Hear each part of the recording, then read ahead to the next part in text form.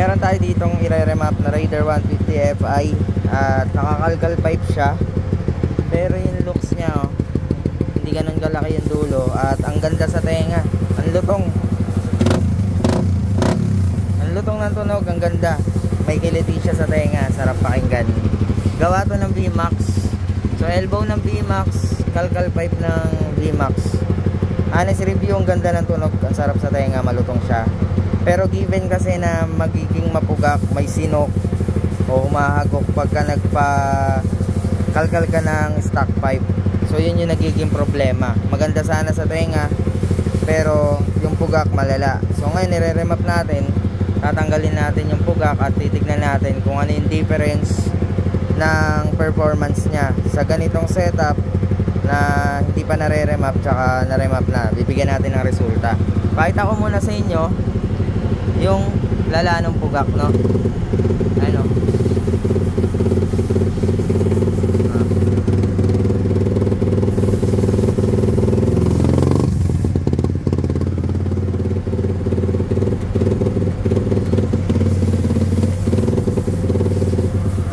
Sinok, parang kala mo mamamatay. So tignan natin kung ano yung magagawa natin dito during remap. Tara.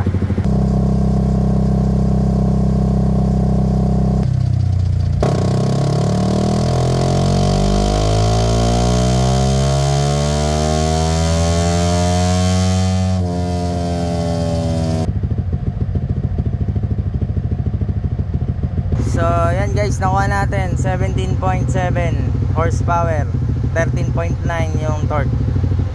Yung graph niya okay naman. So tignan naman natin ngayon kung okay yung AFR pag ganitong nakakalkal pipe, kung ano yung pagbabago sa air and fuel.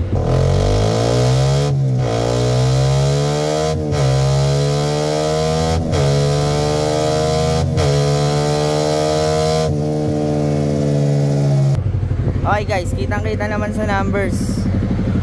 Nakakita natin lunod 11.6. So nagkalkal pipe lang, no? Nalunod na 11.6, kaya rin ganito yung resulta na nakita natin. So ibig sabihin, mas masyado siyang maingay lang, kulang siya sa tulak.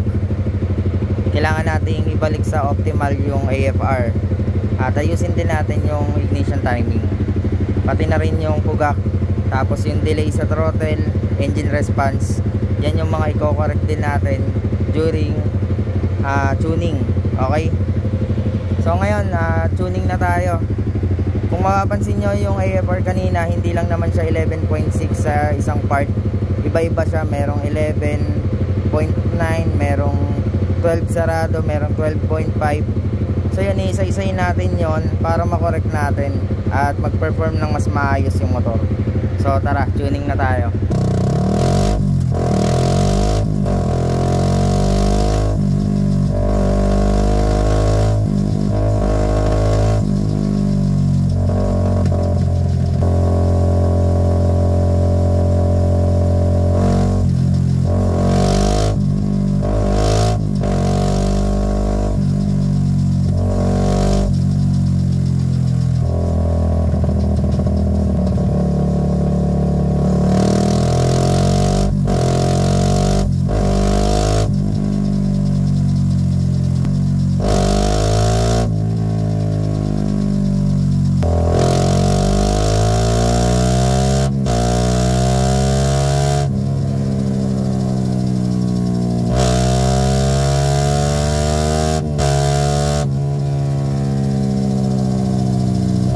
So yun guys, tapos na tayo mag-adjust.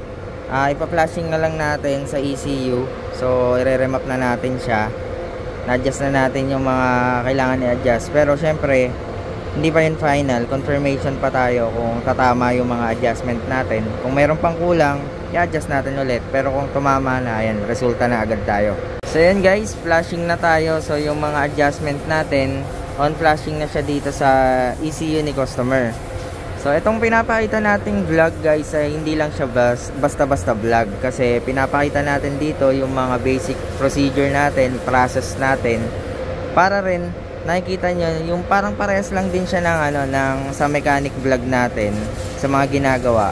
Same lang din siya, pinapakita namin sa inyo yung proseso, resulta, para hindi ho kayo naliligaw, hindi natin inuhulaan yung mga pangyayari, yung mga pinapakita nating resulta is tama. So nararamdaman natin siyang sa kalsada at nakikita din natin sa dyno na meron tayong resultang na ipapakita. I-confirm naman natin kung tama yung ginawa na natin dito at titignan natin kung merong improvement from lunod, no, to ganito. Siyempre, since lunod nga siya, ang kagandahan nito ay magiging mas optimal na yung AFR at mas makakatipid na siya sa gas. Malilesen yung gas consumption. So yun, papansin nyo, kalkal pipe lang pero nalunod, no. Malaki talaga epekto. Meron namang okay lang. So yung remap naman kasi hindi siya talaga necessary. So kung nararamdaman mo na dapat talaga siyang i-remap, wala siya sa tono, pwede naman at i-confirm natin yan. Guys, tapos na tayo mag-tune. Ito na, naka-ready na. Titignan na lang natin kung tama yung AFR at yung mga adjustment na ginawa ko. So simulan muna natin dito sa engine response and throttle response.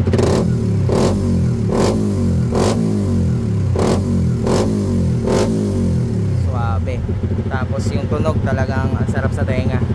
Yung pugak naman, ayan o, diretso lang o.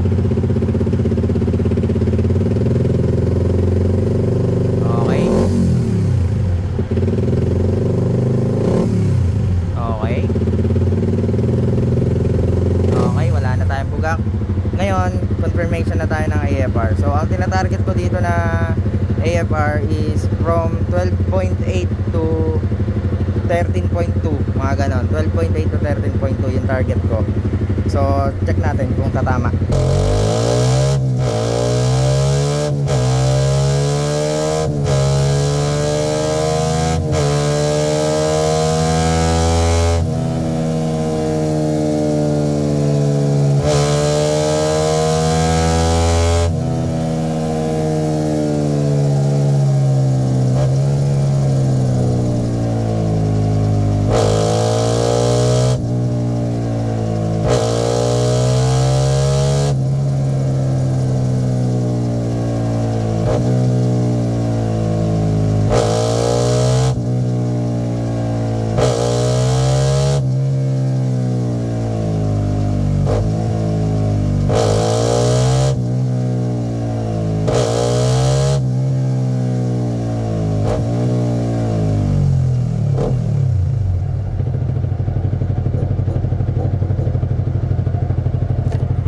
So yan, kung nakita nyo, bawat gears kinukuha na natin 12.8, 12.9 mostly, tapos silip yung 13 sarado. So optimal, kuha na natin. Check naman natin kung mag-i-improve yung ating horsepower and torque mula kanina. So yung kanina nakuha natin nasa 17. So tignan natin kung ano yung iaangat. Tara.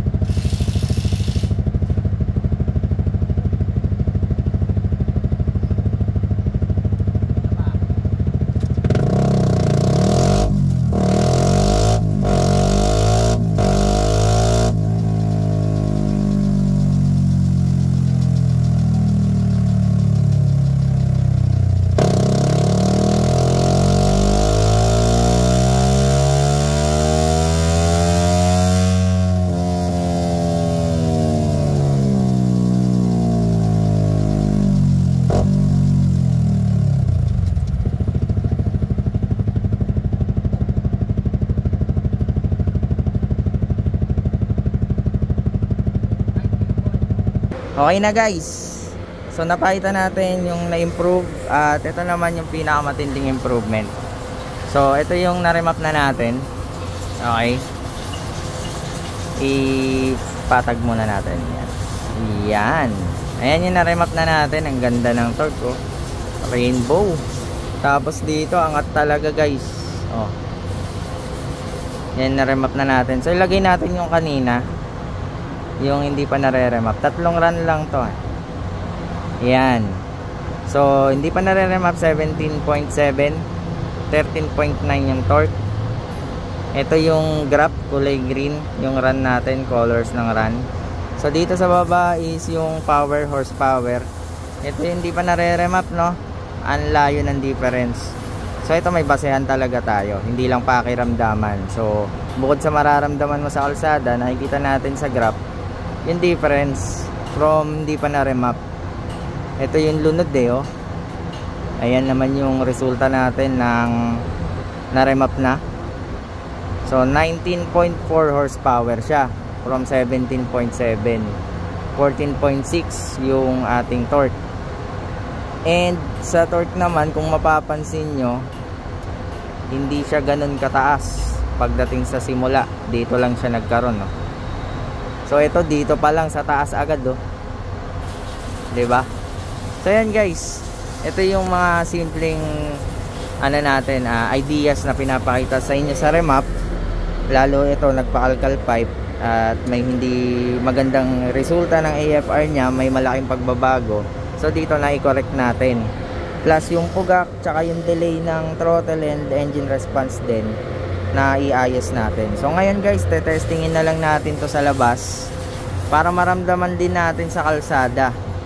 So yan talaga, kung nararamdaman na natin sa kalsada na may improvement, syempre nakita naman natin na meron ditong resulta. Hindi tayo nanguhula lang na lumakas dahil sa pakiramdam.